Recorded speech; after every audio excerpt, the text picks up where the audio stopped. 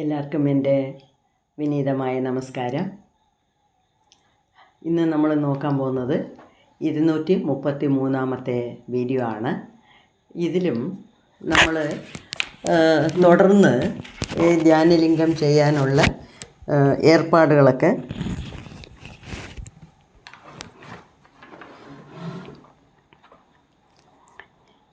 എല്ലാവർക്കും എൻ്റെ സ്നേഹം നിറഞ്ഞ നമസ്കാരം. ഇന്നത്തെ വീഡിയോ എന്ന് പറയുന്നത് 233 ആണ്. ഇതിലും കഴിഞ്ഞ വീഡിയോയുടെ തുടർച്ചയായിട്ടാണ് സദ്ഗുരു വിജി ഭാരതി എങ്ങനെ ഈ ധ്യാനലിംഗം ചെയ്യാൻ വേണ്ടി മുന്നോട്ട് പോയത് എന്നുള്ളതിനെക്കുറിച്ചുള്ള കാര്യങ്ങളാണ് നമ്മളിതിൽ കാണാൻ പോകുന്നത്. ഇപ്പം ഇവർ 3 പേരും മാത്രമാണ് ചെയ്യാൻ പോകുന്നത് മെയിൻ ആൾക്കാർ എന്നുള്ളത് തീരുമാനമായി. അപ്പോൾ സദ്ഗുരു കൂടുതൽ ഇവർ 2 പേരെയും സാധനകൾ ചെയ്യിപ്പിക്കാൻ തുടങ്ങി. ഈ മെഡിറ്റേഷൻ സാധന എന്ന് പറഞ്ഞാൽ മെയിനായിട്ട് മെഡിറ്റേഷൻ ആയിരിക്കാം. അതിന് മുകളിൽ എന്തൊക്കെയോ കാണും. അതൊന്നും നമുക്കറിഞ്ഞൂടാന്ന് വെച്ചാൽ നമ്മളുടെ ലെവലിലുള്ള സാധാരണ ആൾക്കാർക്ക് പോലും അത് മനസ്സിലാക്കാൻ പറ്റത്തില്ല. അത്രയ്ക്ക് ഉയർന്ന തലത്തിലുള്ള സാധനകൾ ചെയ്താൽ മാത്രമേ ആ എനർജിയെ നമുക്ക് കൺട്രോൾ ചെയ്യാൻ പറ്റത്തുള്ളൂ. ഇപ്പം സദ്ഗുരു നമുക്കൊക്കെ പറഞ്ഞു തന്നിട്ടുണ്ട് ശക്തിശലനക്രിയാണ്. അതിൽ നമ്മളുടെ ചക്രാസിനെ തന്നെ നമ്മളുടെ ഇഷ്ടമുള്ള സ്ഥലത്തൊക്കെ മാറ്റാവുന്നവരെ സദ്ഗുരു പറഞ്ഞു കേട്ടിട്ടുണ്ട്. അല്ലാതെ ഞാനും ശക്തിശലനക്രിയ പഠിച്ചതാണ്. ഞാനും കുറേ നാൾ അത് പ്രാക്ടീസ് ചെയ്തു. പക്ഷേ എനിക്ക് അത്രയും വലിയ എക്സ്പെർട്ടീസൊന്നും ആയിട്ടില്ല. അപ്പം അതൊക്കെ ഒരു ഗുരുവിൻ്റെ കൺട്രോളിലിരുന്ന് ചെയ്താൽ മാത്രമേ നമുക്കും അത് നല്ലത് ചെയ്യത്തുള്ളൂ. അപ്പം വളരെ തീവ്രമായിട്ട് ചെയ്യണമെന്നുണ്ടെങ്കിൽ ഗുരുവിൻ്റെ ഒബ്സർവേഷനിൽ മാത്രമേ നമുക്കത് ചെയ്യാനൊക്കത്തുള്ളൂ. അതൊരു കാര്യം. അപ്പം ഇവിടെ എങ്ങനെയാണെന്ന് വെച്ചാൽ സദ്ഗുരു ഇവർ 2 പേരെയും സാധന ചെയ്യിപ്പിക്കുന്നതെന്ന് വെച്ചാൽ വൈകുന്നേരം 6 തൊട്ട് അല്ലെങ്കിൽ 7 തൊട്ട് ഇരുന്നാൽ പിറ്റേ ദിവസം വെളുപ്പാൻ രാവിലെ വരെ തുടർച്ചയായിട്ട് അവരതിൽ ഇരിക്കും, സാധനയിൽ തന്നെ ഇരിക്കും. അപ്പം എനർജി ലെവൽ ഇങ്ങനെ സാധന ചെയ്യ എനർജി ലെവൽ കൂടി വരുവാണ്. ഈ എനർജി ലെവൽ കൂടുമ്പോഴാണ് നമുക്ക് ആ ആത്മാവ് നമ്മുടെ ജീവൻ നമ്മുടെ ദേഹത്തിനകത്ത് ഇരിക്കാൻ പറ്റാതെ വരുന്നത്. അല്ലെങ്കിൽ ഇങ്ങനെ പറയാം, എനർജി ലെവൽ നമ്മുടെ ഓറ എനർജി ലെവൽ കൂടുമ്പോഴത്തേക്ക് നമ്മുടെ ബോഡി അതിനെ താങ്ങാൻ പറ്റത്തില്ല. അങ്ങനെയാണ് നമ്മുടെ ജീവൻ ബോഡിയെ വിട്ട് വെളിയിൽ പോകുന്നത്. ഇപ്പം വലിയ ആൾക്കാർ ആദിശങ്കരർ, സ്വാമി വിവേകാനന്ദർ, ഇവരൊക്കെ ചെറുപ്രായത്തിലേ മരിക്കുന്നതിൻ്റെ കാരണം അതാ. അവർ സാധന ചെയ്ത് കഴിഞ്ഞ ജന്മം, അതിൻ്റെ മുൻജന്മം ചെയ്ത സാധനകളുടെ എല്ലാം കൂടെ ചേർന്നാണ് ഈ ജന്മം അവർ ചെയ്യുമ്പം പെട്ടെന്ന് അത് കത്തുന്നത്. അങ്ങനെ കത്തി എനർജി കൂടി വരുമ്പം അവരുടെ ബോഡിക്ക് ആ എനർജിയെ താങ്ങാനുള്ള ശക്തിയില്ല. അങ്ങനെയാണ് എനർജി ബോഡി ആ ഫിസിക്കൽ ബോഡിയെ വിട്ട് പോകുന്നത്. അങ്ങനെയാണ് അവർ ചെറുപ്രായത്തിലെ 35 വയസ്സ് 40 വയസ്സിലൊക്കെ മരിക്കുന്നത്. അപ്പം ഇവർക്കും ഈ വിജിക്കും ഭാരതിക്കും ആ പ്രോബ്ലം ഉണ്ട്. പക്ഷേ ഒരു ഗുരുവിൻ്റെ നിയന്ത്രണത്തിൽ ചെയ്യുന്നതുകൊണ്ട് അവർ സേഫായിരുന്നു. ഓക്കെ. അതുമാത്രമല്ല, ഇത്രയും നാൾ അവർ നല്ല സുഖമായിട്ടുള്ള ഒരു ജീവിതമാണ് ജീവിച്ചത്. ഇപ്പോഴാണ് അവർ ഈ സാധനയിൽ വന്നിരിക്കുന്നത്. പക്ഷേ അവർ മുൻജന്മങ്ങളിൽ ചെയ്ത സാധനയെ കൂടെ ഈ ജന്മത്ത് ഇപ്പം വന്ന് ആഡ് ഓൺ ചെയ്തു. ആഡ് ഓൺ പോയിൻറ്റ്സ് എന്ന് പറയത്തില്ലേ, അതുപോലെ കഴിഞ്ഞ ജന്മം അതിൻ്റെ മുൻപത്തെ ജന്മമൊക്കെ ചെയ്ത് ചേർത്ത് വെച്ചിരുന്ന പുണ്യങ്ങൾ എല്ലാം ഇപ്രാവശ്യം സാധന ചെയ്തപ്പം അതിനോട് കൂടി ചേർന്നു. അതുകൊണ്ട് എളുപ്പം അവർക്ക് മുന്നോട്ട് പോകാൻ കഴിഞ്ഞു, അല്ലെങ്കിൽ മേലോട്ട് പോകാൻ കഴിഞ്ഞു എനർജി ലെവലിൽ. വിജി കൊച്ചുനാളിൽ ഈ മുക്കോണം ഈ ട്രയാങ്കിളായിട്ട് 3 പേരിരുന്ന് ധ്യാനിക്കുന്ന മാതിരി കൊച്ചുനാളിൽ എപ്പോഴും ഇടയ്ക്കിടയ്ക്ക് സ്വപ്നം കാണും പോലും. അതായത് സ്വപ്നത്തിൽ അങ്ങനെ ഒരു സംഭവം നടക്കുമെന്ന്. പക്ഷേ ഭാരതിക്ക് അങ്ങനെ വലുതായിട്ടൊന്നും കണ്ടിട്ടില്ല. പക്ഷേ ഒരു പ്രാവശ്യം ഒരു സദ്ഗുരുവിൻ്റെ കൂടെ സദ്ഗുരുവിനൊപ്പം ഇരുന്ന് മെഡിറ്റേഷൻ ചെയ്തതായിട്ട് ഭാരതിക്കും സ്വപ്നത്തിൽ വന്നിട്ടുണ്ട്. പഴയ ജന്മത്തിൻ്റെ മുൻജന്മത്തെ അനുഭവങ്ങൾ ഈ ജന്മത്ത് ഉറക്കത്തിൽ, അതായത് സ്വപ്ന സ്ഥിതിയിൽ അവർക്ക് കിട്ടിയിട്ടുണ്ട്. ഒരു പ്രാവശ്യം സദ്ഗുരു അവർ രണ്ടുപേരെയും ഒരു പൗർണമിക്ക് ഇൻറ്റൻസീവായിട്ട് വളരെ ശക്തമായിട്ട് സാധന ചെയ്യാൻ പറഞ്ഞപ്പം രണ്ടുപേരും മെഡിറ്റേഷനിൽ അത്രയും ഡീപ്പായിട്ട് പോയപ്പം ഭാരതിയുടെ ദേഹം തന്നെ അങ്ങ് എണ്ണിച്ച് ട്വിസ്റ്റ് ചെയ്യാനും അങ്ങനെ ഇങ്ങനെ വളയാനും ഒക്കെ തുടങ്ങി. അപ്പോൾ അതിൻ്റെ അർത്ഥം എന്തുവാ? എനർജി ലെവൽ അത്രയും ഹൈ ആയി ബോഡിക്ക് താങ്ങാൻ പറ്റുന്നില്ല എന്നുള്ള രീതിയിൽ. പിന്നെ വിജയെ കൊണ്ട് ഭാരതിയുടെ എനർജിയെ കുറച്ച് വിജയുടെ ഹെൽപ്പില്ലാതെ അവരെ കൊണ്ട് എണ്ണിക്കാൻ പോലും പറ്റിയില്ല. അത്രയ്ക്ക് എനർജി തുളുമ്പിക്കൊണ്ടിരിക്കുന്ന രീതിയിലായിരുന്നു ചെയ്തത്, അവരുടെ സാധനയുടെ ഉഗ്രം. പിന്നെ സദ്ഗുരു ഒരു കാര്യം പറഞ്ഞു, ഇവർ രണ്ടുപേരെയും നല്ല ഫ്രണ്ട്ഷിപ്പിലിരിക്കണമെന്ന് പറഞ്ഞു. പക്ഷേ അത് ആദ്യം ഇവർക്ക് രണ്ടുപേർക്കുമേ പറ്റിയില്ല. സംസാരിക്കും, സാധന ചെയ്യുമ്പം ഗുരുവിൻ്റെ നിയന്ത്രണത്തിൽ രണ്ടുപേരും വന്നിരിക്കും, ചെയ്യും എന്നല്ലാതെ ഇവർ രണ്ടുപേരും തമ്മിൽ ക്ലോസ് ആകാൻ പറ്റുന്നില്ല എന്ന് വെച്ചാൽ നമുക്കേ നേരത്തെ അറിയാം, വിജയുടെ രീതി ഒന്ന്, ഭാരതിയുടെ രീതി വേറെ ഒന്ന്. അപ്പോൾ രണ്ടും ചേരുന്നില്ല. പക്ഷേ സദ്ഗുരു എന്തുകൊണ്ടാണ് ഇവർ രണ്ടുപേരെയും ഫ്രണ്ട്സ് ആകാൻ പറഞ്ഞതെന്ന് വെച്ചാൽ, അപ്പം കൂടുതൽ അവർക്ക് എനർജിയെക്കുറിച്ചും അവരുടെ സാധനയെക്കുറിച്ചും ഡിസ്കസ് ചെയ്യാം.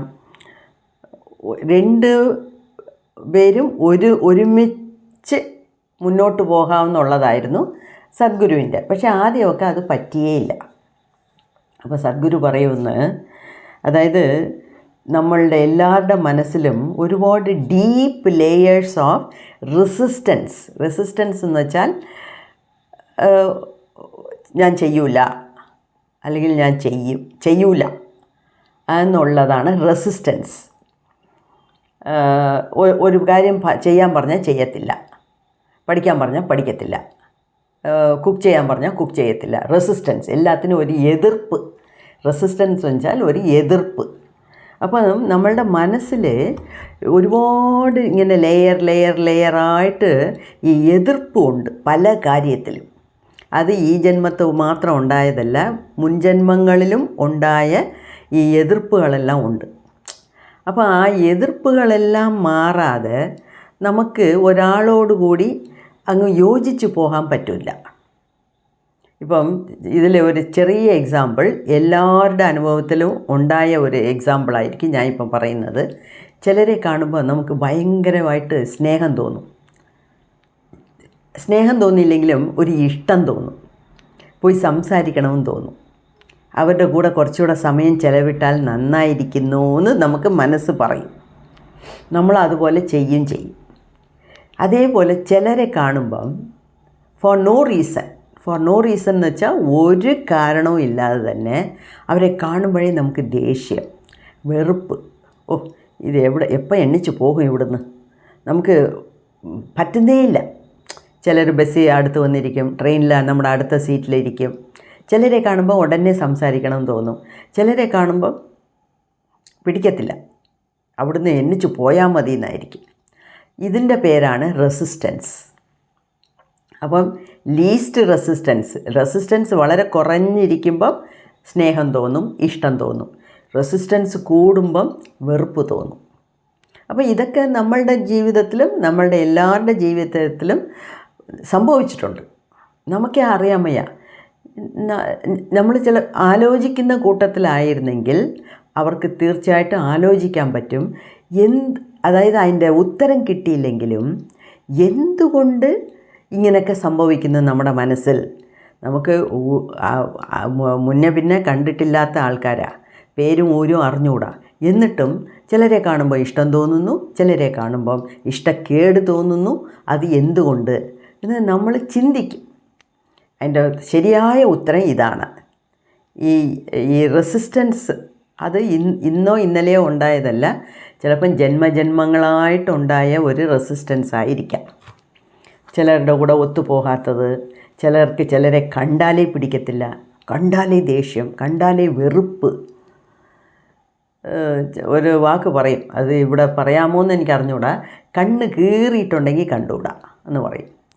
എള്ള് 7 കീറിയ സ്നേഹമില്ല എന്നൊക്കെ പറയും. അതൊക്കെ ചൊല്ലാണ്, അതിൽ തെറ്റൊന്നുമില്ല, എന്നാലും പറയുക. അതിനൊക്കെ കാരണം ഈ റെസിസ്റ്റൻസാണ്. അപ്പം അതൊക്കെ കർമ്മയിൽ വരുന്ന ഒരു കാര്യമാണ്. അപ്പോൾ സദ്ഗുരുവിന് ഇത് മനസ്സിലായി.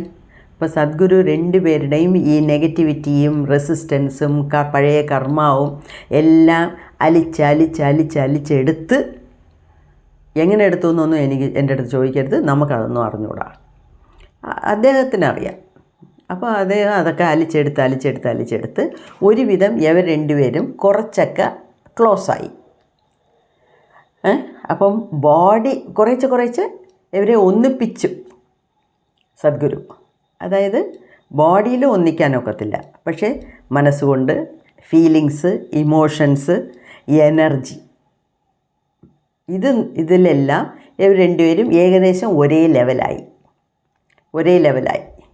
ഓക്കെ, അതാണ് സദ്ഗുരുവിൻ്റെയും ഉദ്ദേശം. എന്താ വെച്ചാൽ അതൊക്കെ നമ്മുടെ ധ്യാനലിംഗം ഉണ്ടാക്കാനുള്ള ആവശ്യങ്ങളാണ്. അല്ലാതെ ഇവർ 2 പേരെയും ഫ്രണ്ട്ഷിപ്പ് ഉണ്ടാക്കി സദ്ഗുരുവിന് യാതൊന്നും നേടിയെടുക്കാനില്ല. പക്ഷേ സദ്ഗുരുവിൻ്റെ ആകെ ഉള്ള ഒരേ ഒരു ഉന്നം എന്ന് പറയുന്നത്, ഈ ജന്മത്തെങ്കിലും ഞാൻ ധ്യാനലിംഗം ചെയ്ത് തീർക്കണം. ആ ഒറ്റ അതിന് വേണ്ടിയാണ് ഈ ജന്മമേ എടുത്തത്. ഐ വിൽ റിട്ടേൺ എന്ന് പറഞ്ഞതിൻ്റെ കാരണം, ഞാൻ തിരിച്ചു വരും എന്ന് പറഞ്ഞതിൻ്റെ കാരണം അത് തന്നെയാണ്. അപ്പം ഇത്രയും നാൾ എന്തൊക്കെ ചെയ്തോ അതെല്ലാമേ ഇതിൻ്റെ പിന്നിലുള്ള കാര്യങ്ങളാണ് എന്നുള്ളത് നമ്മൾ മനസ്സിലാക്കണം. അപ്പം പിന്നെ ഈ എനർജി ലെവലിൽ അവർ കണക്റ്റ് ആയപ്പം ഭാരതിക്ക് വിജയ് എന്തോ ചെയ്യുന്നു എന്ന് മനസ്സിലാവുന്നുണ്ട്. വിജയ് കഴിക്കുന്നോ കുളിക്കുന്നോ എന്തുവാ ചെയ്യുന്നേ എന്നൊക്കെ ഭാരതിക്ക് എപ്പോഴും കണ്ടുകൊണ്ടിരിക്കാനല്ല, വേണമെങ്കിൽ ആക്സസ് ചെയ്യാം. എന്നുവെച്ചാൽ ഇവരുടെ എനർജിയും അവരുടെ എനർജിയും ഒന്നിച്ചായാൽ മതി. എനിക്കിപ്പം തോന്നുന്നു അങ്ങനെയായിരിക്കും സദ്ഗുരു പറഞ്ഞ നേരത്തെ ഭാരതി എടുത്ത്, ഞാൻ നിൻ്റെ കൂടെ ഒരു ദിവസം ചില സമയങ്ങളിൽ ഞാൻ നിൻ്റെ കൂടെ ചെലവിടും. ഈ ചെലവിടും എന്ന് വെച്ചാൽ എന്തു അർത്ഥം? ബോഡിലി രീതിയല്ല, എനർജറ്റിക്കായിട്ട്. അതും അന്നേ ഞാൻ പറഞ്ഞു, എനർജറ്റിക്കായിട്ട്. അങ്ങനെയാണ് ഈ എൻ്റെ ഫോട്ടോ എന്തിനാണ് നീ കമത്തി വെച്ചിരിക്കുന്നതെന്ന് ചോദിച്ചത്. രാത്രി ഭാരതിയും ഭർത്താവും കൂടെ വഴക്കിട്ടപ്പോൾ നീ എന്തിനാണ് വഴക്കിടുന്നതെന്ന് അറിയുന്നത്. അപ്പോൾ ഇതൊക്കെ ഇപ്പോൾ ഒരാൾ ഇന്നൊരാളോട് കൂടി എനർജി ലെവലിൽ കണക്റ്റ് ആയാൽ മാത്രമേ അവരെന്ത് ചെയ്യുന്നു എന്ന് ഇവർക്ക് മനസ്സിലാവത്തുള്ളൂ. അപ്പോൾ അതൊന്നും അങ്ങനെ ഒന്നും കളിച്ച കാര്യങ്ങളല്ല. പിന്നെ നമ്മുടെ ജീവിതത്തിലും ചെറിയ തോതിൽ ഇതൊക്കെ നടക്കുന്നുണ്ട്. ഇതും എല്ലാവരുടെയും എക്സ്പീരിയൻസിൽ വന്നതാണ്. അതായത് വേറൊന്നുമല്ല, ഇപ്പം ഇന്ന് രാവിലെ ഞാൻ വിചാരിക്കും, എത്ര ദിവസമായി എൻ്റെ ഫ്രണ്ടിനെ വിളിച്ചിട്ട്, മദ്രാസിൽ ഇരിക്കുന്നു, ഒരു വിളി പോലും നമുക്ക് ഒരു ഫോൺ പോലും ചെയ്യാൻ സമയമില്ല എന്ന് രാവിലെ ഞാൻ വിചാരിച്ച് കാണും. അന്ന് രാത്രിക്കകം അല്ലെങ്കിൽ പിറ്റേ ദിവസം അവർ എന്നെ വിളിച്ചിരിക്കും. അതൊക്കെ കൂടെ ഒരു എനർജി ലെവലിൽ സെയിം ആകുമ്പം ഇവിടെ നിന്നുള്ള വൈബ്രേഷൻ അവിടെ പോയി തട്ടുന്നതാണ്. അല്ലെങ്കിൽ അവർ വിചാരിക്കുമ്പം നമ്മളും കുറേ നാൾ കൊണ്ട് വിളിക്കാതൊക്കെ ഇരിക്കും, അവരെ കുറച്ച് ചിന്തിച്ച് പോലും ഇരിക്കത്തില്ല. 2 ദിവസം കൊണ്ട് തിരിച്ചും അവരുടെ ഓർമ്മ വന്നുകൊണ്ടിരിക്കും. എന്നുവെച്ചാൽ അവരവിടെ നമ്മളെക്കുറിച്ച് ചിന്തിക്കുന്നു, അത് നമ്മളുടെ ദേഹത്ത് ഒരു വൈബ്രേഷൻ ഉണ്ടാക്കുന്നു. അതാണ് നമുക്ക് അവരുടെ ഓർമ്മ വരുന്നത്. എത്ര നാളായി വിളിച്ചിട്ട് നമുക്ക് എന്തൊക്കെയോ ചെയ്യുന്നു, അവരെ വിളിക്കാൻ സമയം കിട്ടുന്നില്ലല്ലോ, പാവം എന്തോ ചെയ്യുന്നോ എന്തോ എന്ന് വിചാരിച്ചുകൊണ്ടിരിക്കുമ്പോഴായിരിക്കും അവിടുന്ന് ഒരു വിളി. അല്ലെങ്കിൽ അവർ വിചാരിക്കുമ്പോഴായിരിക്കും നമുക്ക് വിളിക്കാൻ തോന്നുന്നതും നമ്മൾ വിളിക്കുന്നതും. അപ്പം ഇതൊക്കെ എല്ലാവരുടെ ജീവിതത്തിലും പോസിബിളാണ്. പക്ഷേ ആ എനർജി വെച്ച് കളിക്കാൻ നമുക്ക് അറിയണം. അപ്പം ഇവർ രണ്ടുപേരെയും ഒന്നിച്ച് യോജിപ്പിച്ച് ചെയ്യിപ്പിക്കുന്ന കാര്യമെന്ന് പറയുന്നത് ഒരു വലിയ കാര്യം തന്നെ, ഒരു വലിയ സംഭവം തന്നെയാണ്. എന്താ വെച്ചാൽ രണ്ടുപേരുടെയും നേച്ചർ വേറെയാണ്. അപ്പോൾ ഇവരെയൊക്കെ ഒന്നിച്ച് ചേർത്ത് കൊണ്ടുവന്ന് എനർജി ലെവലിൽ ശരിയാക്കി എടുത്ത് ചെയ്യുമ്പം അത് വലിയൊരു ടാസ്ക് തന്നെയാണ്. ഹെർക്കൂലിയൻ ടാസ്ക് എന്ന് പറയും ഇംഗ്ലീഷിൽ. വലിയ ഹിമാലയ പർവ്വതത്തിൽ കയറി ഇറങ്ങുന്നതിന് തുല്യമാണ് ഇതൊക്കെ. അതും ഇപ്പോൾ സദ്ഗുരു മാത്രം വിചാരിച്ചു, സദ്ഗുരു മാത്രം ഒരു മുറിയിൽ കതവ് അടച്ചിട്ടുകൊണ്ട് 20 മണിക്കൂർ മെഡിറ്റേഷൻ ചെയ്യുന്നു, അങ്ങനെ 6 മാസം ചെയ്തു, എനർജി ലെവൽ ഹൈ ആയി, ഇതാ ധ്യാനലിംഗം ചെയ്തു, പിടിച്ചോ എന്ന് പറയുന്നതല്ല. ഇതിൽ മറ്റവരുടെയും എനർജിയുടെ ആവശ്യമുണ്ട്. അതുകൊണ്ടാണ് സദ്ഗുരുവിന് ഇത് വലിയൊരു ചാലഞ്ചായിട്ട് മാറിയത്. ഓക്കെ. പിന്നെ കുറേശ്ശെ ഈ കർമ്മ എല്ലാം കഴിഞ്ഞപ്പം, ഈ റെസിസ്റ്റൻസ് എല്ലാം മാറിയപ്പം ഇവർ കുറേശ്ശെ ഫ്രണ്ട്സായി. അങ്ങോട്ടും ഇങ്ങോട്ടും സംസാരിക്കാൻ അല്ലെങ്കിലും വലിയ ഒരിതല്ല. ഇപ്പോൾ എനർജി ലെവലിൽ കണക്റ്റ് ആയപ്പം അവർക്ക് സംസാരിക്കുന്നതിൽ ഒരു ബുദ്ധിമുട്ടില്ല. ആ ഒരു തടസ്സം മാറിക്കിട്ടി. അപ്പോൾ ഫ്രീ ആയി, അത്രയേ ഉള്ളൂ. അത് അങ്ങനെ ചെയ്യാൻ പറ്റി. പിന്നെ എനർജി ഭാരതിക്ക് വിജിയെ കുറച്ചും കൂടുതൽ മനസ്സിലാക്കാൻ പറ്റി. എപ്പോഴാണോ ഭാരതിയുടെ എനർജി കൊണ്ട് വിജിയുടെ എനർജിയെ കണക്ട് ചെയ്യാൻ പറ്റിയപ്പം. ഇപ്പം നമ്മൾ വിജി അല്ലെങ്കിൽ XYZ എന്ന് നമ്മൾ ഒരു മനുഷ്യനെ മനുഷ്യനായിട്ട് മാത്രം കാണുമ്പോഴാണ് അവനിലുള്ള കുറ്റം നിറവുകളും കുറവുകളും കാണുന്നത്. എല്ലാവരെയും എനർജി ബോഡിയായിട്ട് കാണുമ്പം നമുക്ക് ഇത്രയും പ്രയാസം കാണത്തില്ല. ഓക്കെ. സോ അങ്ങനെയൊക്കെയാണ് ഇവർ രണ്ടുപേരെയും വളരെ പ്രയാസപ്പെട്ട് സാധനകളിലൂടെ, മെഡിറ്റേഷൻ ധ്യാനത്തിലൂടെ ഇവരുടെ 2 എനർജി ബോഡിയെയും ഏകദേശം ഒരേ ലെവലിൽ കൊണ്ടുവന്നത്. ഓക്കെ. അതാണ് ഈ വീഡിയോയിൽ ഞാൻ പറയാൻ ഉദ്ദേശിക്കുന്ന ഒരു മെയിൻ കാര്യം. അപ്പം നിങ്ങൾക്ക് ഇഷ്ടപ്പെട്ടിരിക്കുമെന്ന് വിചാരിക്കുന്നു. ഇനിയും കുറേ സ്വാരസ്യമായിട്ടുള്ള കാര്യങ്ങളൊക്കെ ഉണ്ട്. അതൊക്കെ അടുത്തടുത്ത വീഡിയോകളിൽ കാണാം. ഓക്കെ. നന്ദി, നമസ്കാരം.